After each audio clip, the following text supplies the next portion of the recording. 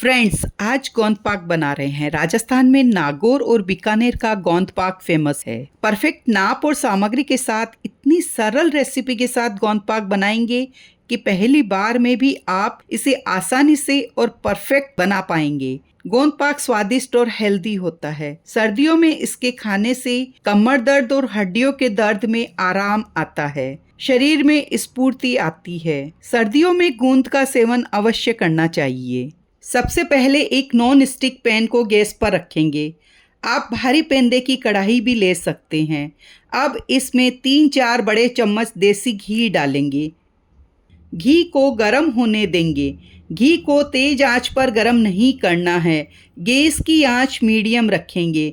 घी गर्म हो गया है, चेक कर लेते हैं।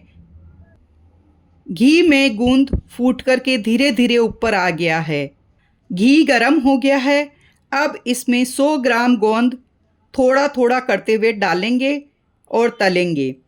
गैस की आंच स्लो रखेंगे। गोंद तलते समय विशेष ध्यान रखना है कि इसको तेज आंच पर नहीं तलना है, नहीं तो अंदर से कच्चा रह जाएगा। गोंद पाक खाते समय मुंह में चिपकेगा। हिलाते हुए तल लेंगे। जब चढ़ चढ़ की आवाज़ आनी बंद हो जाएगी तब पता चल जाएगा कि गोंद फ्राई हो गया है।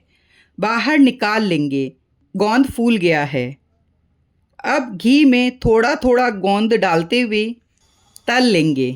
गोंद हमारे शरीर में रोग प्रतिरोधक क्षमता को बढ़ाता है, इसीलिए डिलीवरी के बाद भी महिलाओं को गोंद खिलाते हैं। यह एंटी एजिंग होता है। गोंद अच्छी तरह से फूल गया है। अब इसे बाहर निकाल देते हैं। इसी तरह से सारे गोंद को तल लेंगे और बाहर निकाल लेंगे। इसको हम तल करके झारे में निकालेंगे, जिससे एक्स्ट्रा घी बाहर निकल जाएगा। गोंद को तोड़ करके दिखाती हूँ। ये आसानी से चूरा हो रहा है, अच्छा फूल गया है। बस हमें इसी तरह का गोंद चाहिए। अब इसी पैन में 2 छोटी चम्मच देसी घी और डाल देते हैं। अब इसमें आधा कप बादाम को टुकड़ों में काट करके लिया था वो डाल देते हैं। अच्छी तरह से तल लेते हैं। इस तरह घी में बादाम को सेकने से क्रिस्पी हो जाएंगे और बादाम का टेस्ट बढ़ जाएगा। अब इसमें आधा कप काजू के टुकड़े भी डाल देंगे। बादाम के थोड़े सिकने के बाद ही काजू को डालेंगे, क्योंकि काजू जल्दी ही रोस्ट हो जाते हैं। बादाम काजू लो मीडियम गैस पर ही रोस्ट करना है। यदि गैस की आंच तेज रहेगी तो जल जाएंगे या ऊपर से जल्दी लाल हो जाएंगे। बादाम काजू रोस्ट हो गए हैं, बाहर निकाल लेते हैं। अब पैन में 4 बड़े चम्मच देसी घी डालेंगे। घी गर्म होने के बाद 1 कप मोटा आटा डालेंगे। स्लो गैस पर आटे को सेकना है। स्पैचुला से चलाते हुए आटे को भूनना शुरू करेंगे। आपके पास मोटा आटा नहीं हो तो आप गेहूं को मिक्सी में पीस ले। आटे की छलनी से छान कर मोटा आटा निकाल ले। मुझे घी थोड़ा कम लग रहा है, इसीलिए मैं 1 चम्मच घी और डाल देती हूँ।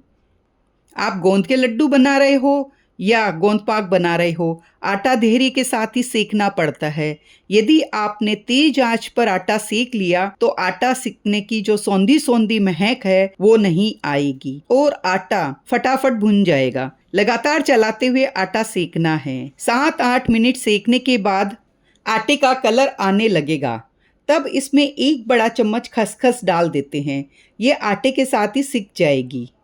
खसखस को थोड़ी देर भून देते हैं। इसके बाद इसमें 1 बड़ा चम्मच साबुत काली मिर्च डाल देते हैं। यह भी आटे के साथ ही सिक जाएगी। खसखस और साबुत काली मिर्च को अलग से भूनने की ज़रूरत नहीं है। आटे का कलर जब तक गोल्डन ब्राउन आएगा तब तक ये सिक जाएगी।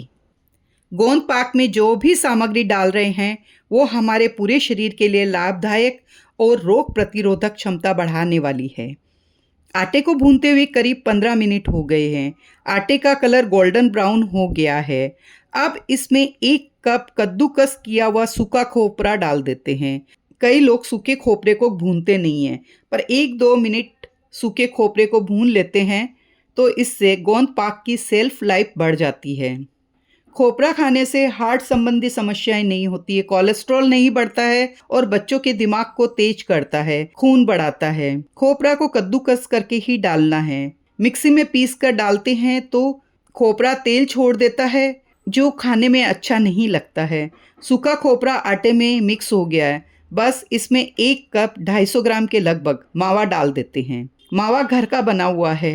1.5 लीटर दूध को गाढ़ा करके 1 कप के आसपास मावा बनाया था, वो डाल रहे हैं। मावा भी आटे के साथ अच्छी तरह से सीख जाएगा। अलग अलग भूनने की जगह सभी चीजों को आटे के साथ भूनते हैं तो समय की बचत होती है। कम समय में ही आटे के साथ सभी चीजें सीख जाएगी और गोंद पाक लंबे समय तक खराब नहीं होगा। आटा और सभी सामग्री अच्छी तरह से सिक गई है। गैस की आंच बंद कर देते हैं। पैन को साइड में रख देते हैं। अब गोंद पाक की चाशनी बनाने के लिए पैन में 1 कप शक्कर डालेंगे, 1 कप पानी डालेंगे। अब मीडियम गैस पर चाशनी बनाएंगे। चीनी पिघलने लग गई है। हम यहाँ जितना आटा लिया था उतनी ही शक्कर ले रहे हैं। हमने यहाँ बाकी किसी भी सामग्री की चीनी नहीं ली है। कप आटा लिया था उतना ही 1 कप शक्कर ली है। यह चीनी का परफेक्ट नाप है। इसमें अधिक चीनी लेंगे तो गोंद पाक बहुत मीठा हो जाएगा, जो खाने में अच्छा नहीं लगेगा। हम यहाँ कोई भी तार की चाशनी नहीं बना रहे हैं। चीनी पिघल गई है। चीनी को लगातार चलाते हुए ही पिघलाना है। चीनी को उबलते हुए 5 मिनट हो गए हैं। अब इसमें 1 बड़ा चम्मच पिसी हुई हरी इलायची डालेंगे। साथ ही साथ 15-20 स्ट्रिंग्स केसर की डाल देंगे। केसर डालने से चाशनी में खुशबू आ जाती है और गोंद पाक का स्वाद भी बढ़ जाता है। 2-3 मिनट चाशनी उबाल लेते हैं। चाशनी चेक कर लेते हैं। इस तरह ड्रॉप डालते हैं तो स्लो ड्रॉप गिरती है तो चाशनी तैयार है। उंगलियों के बीच में इस तरह से भी देख सकते हैं। यह शहद के जैसी चिपचिपी लगेगी, पर इसमें कोई भी तार नहीं बनेगा। चाशनी अधिक उबाल लेंगे तो गोंद पाक हार्ड बनेगा। इसीलिए परफेक्ट चाशनी बनाने के लिए उसको 5 से 7 मिनट ही उबालना है, इससे अधिक नहीं उबालना है। चाशनी तैयार है। गैस बंद कर देते हैं। अब हमने जो आटा सेक कर रखा था वो लेंगे। गैस चालू नहीं करनी है। इसमें तलकर रखे हुए बादाम और काजू डाल देते हैं। काजू और बादाम पूरा नहीं डालना है, आधे बचा करके रखेंगे। उनको हम ऊपर से गार्निशिंग के समय यूज करेंगे। काजू और बादाम को अच्छी तरह से मिला लेते हैं। अब इसमें बनाई हुई गरम चाशनी डालेंगे। अच्छी तरह से मिलाते जाएंगे, जिससे धीरे धीरे पूरी चाशनी आटा सोख लेगा, चाशनी को पी जाएगा और आटा घी छोड़ देगा। अब इसमें तला हुआ गोंद डालेंगे। गोंद भी आधा ही डालेंगे। चाशनी में जाकर के गोंद रबड़ के जैसा हो जाएगा और क्रिस्पी भी नहीं रहेगा, इसलिए थोड़ा गोंद अभी डालेंगे और बाकी का बचा हुआ गोंद गार्निशिंग के लिए प्रयोग में लेंगे। ये देखिए फ्रेंड्स, परफेक्ट गोंद पाक की निशानी। गोंद पाक में से घी बाहर निकल गया है। हम जब टेढ़ा करते हैं तो ये देखिए घी दिखाई दे रहा है ना। चाशनी भी बराबर बनी है, इसीलिए गोंद पाक में से घी बाहर बहने लग गया है। अब इसको एक बर्तन में पलट देते हैं। आपको बर्फी जमानी हो तो वो भी जमा सकते हैं। अनमुनन गोंद पाक की बर्फी नहीं जमाई जाती है, इसे ऐसे ही खुला रखा जाता है। अब इस पर बचा करके रखे हुए गोंद को डाल देते हैं, चारों तरफ फैला देते हैं। बाकी के बचे हुए बादाम और काजू भी डाल देते हैं। ऊपर से डाले हुए बादाम, काजू और तले हुए गोंद का टेस्ट ही निराला लगता है। गोंद पाक तैयार है।